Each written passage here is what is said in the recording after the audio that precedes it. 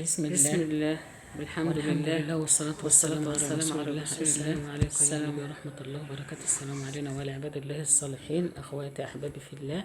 السلام عليكم ورحمة الله وبركاته. احنا النهاردة هنعمل مع بعض العرق التربيانكو ده. هنعمل ده عرق تربيانكو اللي انتوا شايفينه قدامكم ده. هنعمل منه استيك النهاردة. الاستيك دوت هناخد منه قطعة، طبعا مش هنعمله كله لأنه هو كتير، الا اذا كان في بقى عزومه كبيره وهنعمله لمجموعه كبيره من الناس يعني. بس احنا يعني مش ما احناش كتير، هنعمل على قد على قد ما هنستعمل وخلاص، هناخد على قد ما هنعمل وخلاص، والباقي هنقطعه زي ما انتوا شايفين كده. احنا هناخد الحته بتاع الاستيك الاول اللي هنعمله. هناخدها بالطول كده، لان العمل الاستيك بتبقى اللحمه، نسيج اللحمه بيكون طولي، ما بيبقاش مدور. حتى انا جيت نسيت وعملته الاول زي ما انتوا شايفين كده، بس افتكرت في الاخر ورجعت تاني عملتها بتقطيع طول كده، بحيث يكون نسيج اللحمه او النسيج بتاع العرق التربيانكو بالطول كده، مش عرضي.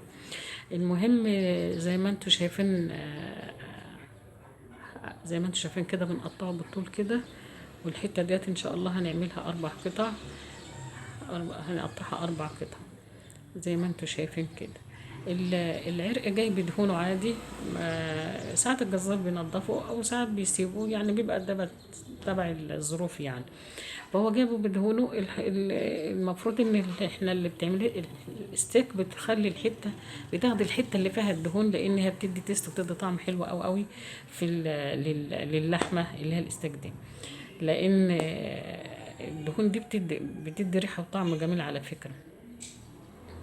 المهم هنعمل أو هقطع بقية زي ما انتوا شايفين بقية العرق هنقطعه حلقان كده مدور، على أساس ال بينفع زي ما انا قلت، بينفع العرق التربانكو ده بينفع بفتيك وبينفع استيك وبينفع حتى لو هنعمله كباب حلة، حتى لو هنعمله شاورما، بينفع كل حاجة، كل حاجة بينفع العرق التربيانكو ده، جميل جدا على فكرة.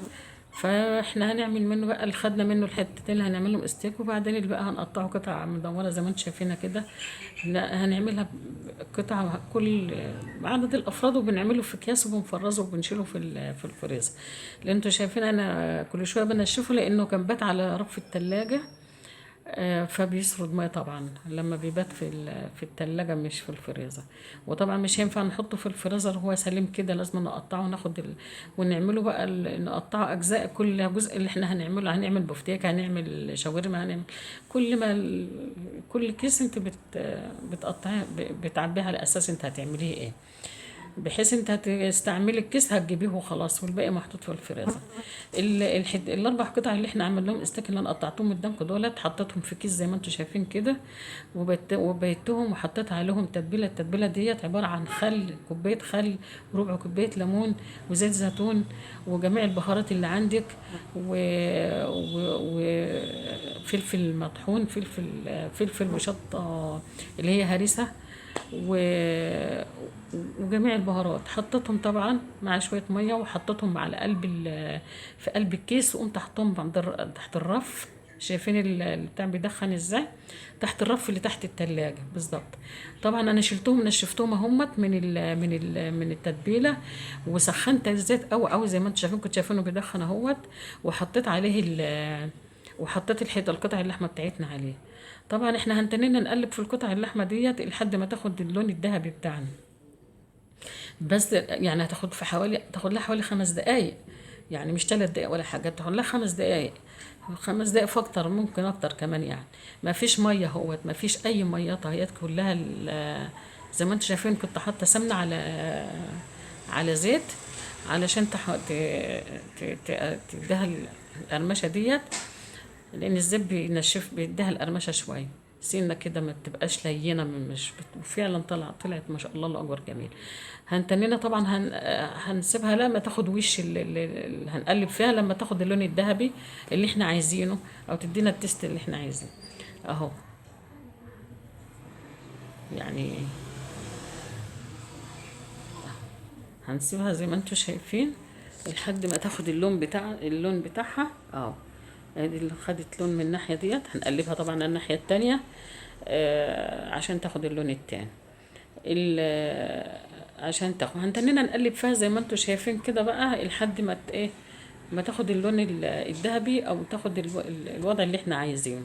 طبعا انا انا مخرطه بصلتين كده وسط او بصله كبيره جوليان كده، وفصين توم او 3 فصوص توم مخرطهم كده كبير يعني، والثوم برضه حتت كبيره. وبعد القطع الستيك ديت لما تاخد اللون اللي احنا عايزينه من ناحيتين الاتنين كويس، مش هتبقى استوت كده. ما بتستويش في 3 دقايق زي الشيفات ما بيقولوا ده بتستوي في 3 دقايق، لا طبعا. هي اذا كانت هي بتاخد اللون ده في 5 دقايق او 7 دقايق اصلا على ما بتاخد اللون ده اللي انتوا شايفينه، يبقى بتستوي ازاي في 3 دقايق؟ مفيش لحمه في الدنيا بحالها بتستوي في 3 دقايق على في الكون يعني. اللحمه اللي احنا بنقول عليها العجاله الصغيره خالص، بنقول عليها العجاله ديت اللي بنشوحها في بصل عشان بنقول ده ما بتستحملش سوا، بنشوحها في بصل وبنعملها كده زي الكباب حله، بتاخد 7 دقايق و10 دقايق. فمفيش لحمه بتاخد 3 دقايق زي ما ايه، زي ما انا بقول لكم. احنا بس احنا بنديها صدمه او بنديها اللون الذهبي دهوت، وهنشيلها بقى من من السمنه ومن الزيت اللي احنا حطينا فيه ده. وبعدين هنقوم دلقين البصل والثوم بتاعنا على الصوص اللي نازل منه. هو ما نزلش منها حاجه، هو دي السمنه والسمنه والزيت اللي احنا قلناها فيه، هي ما نزلتش حاجه. بس هي اكيد هتنزل تاني لما احنا نعمل ايه، لما احنا نشيلها من ال من ال من ال لما نشيلها من الجريلا ونرجع ونحط البصل والثوم عليها اهو. يعني هي كده خدت يجي 7 دقايق واكتر من 7 دقايق عشان تديني اللون اللي انا عايزاه، اللون اللي انا عايزاه.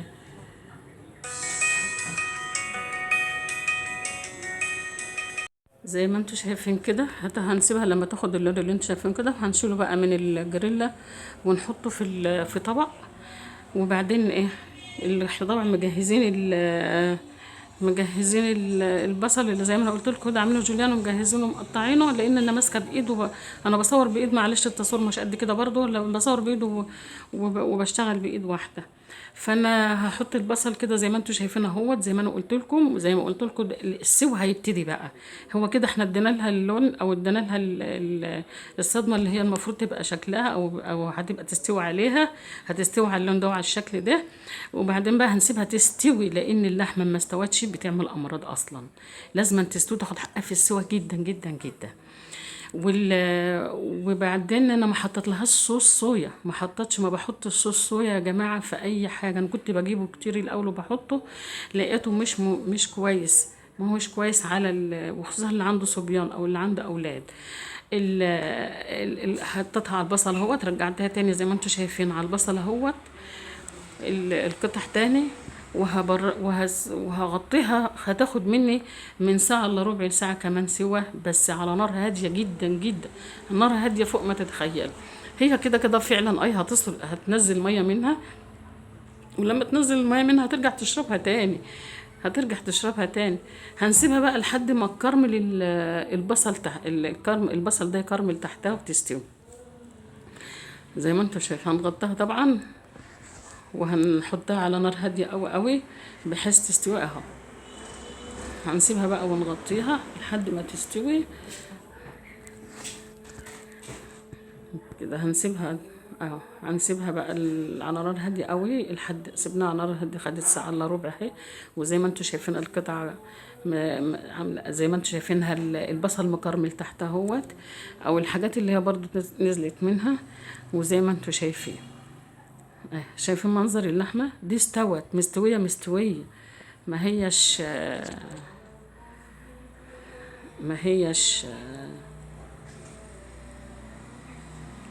مستويه، ما هيش اي كلام، او ما هيش مش في 3 دقايق. ده اخدت مني ساعه الا ربع.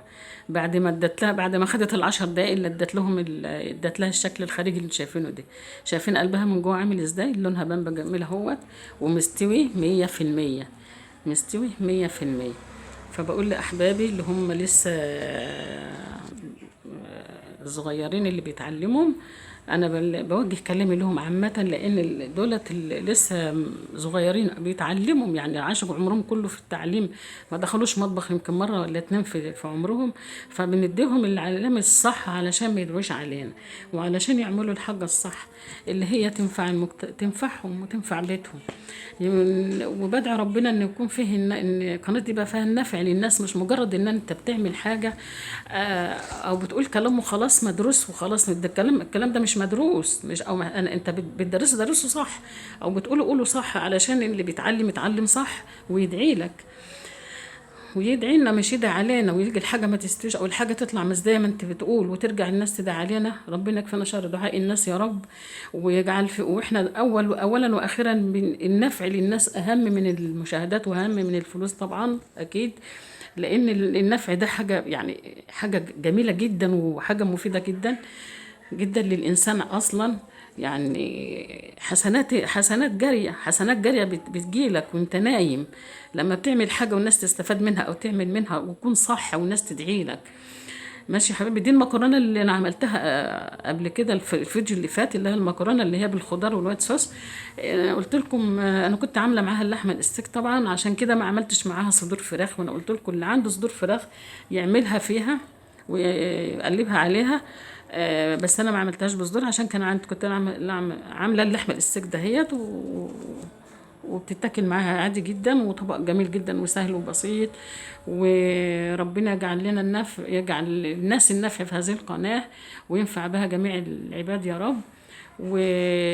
وان عجبكم الفيديو ما تنسوش تعملوا لنا لايك للفيديو، وما تنسوش تعملوا اشتراك للقناه. والى ان نلتقي في فيديو تاني يا رب، ويا رب وفقنا جميعا اللي فيه الخير دائما ابدا. وصلى اللهم وسلم وبارك على سيدنا محمد النبي الامي وعلى اله وصحبه اجمعين، والسلام عليكم ورحمه الله وبركاته. والى ان نلتقي في فيديو تاني ان شاء الله. ما تنسوش تعملوا لايك للفيديو واشتراك للقناه، فضلا ليس امرا. والسلام عليكم ورحمه الله وبركاته.